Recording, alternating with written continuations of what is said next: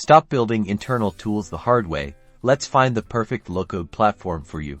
Today, we're diving into a head-to-head comparison of 4 leading low-code platforms: Appsmith, Budibase, Tooljet, and Retool, breaking down their key features to help you choose the right one for your project. First up, Appsmith. It's completely open source and shines with its flexibility and ease of connecting to various data sources using JavaScript. The drag-and-drop interface lets you build beautiful UIs fast. Next, Budibase. This platform emphasizes building applications directly on top of your databases, offering a streamlined experience and a clean interface, which is perfect for simpler, data-centric applications. Then we have Tooljet. This platform prioritizes its strong support for API integrations and extensibility. If you need to connect to complex or numerous APIs, Tooljet's robust features make it a powerful choice. Finally, Retool. It's built for developers who want power and control. Retool specializes in rapidly building complex internal tools, leveraging SQL queries and custom components for maximum efficiency.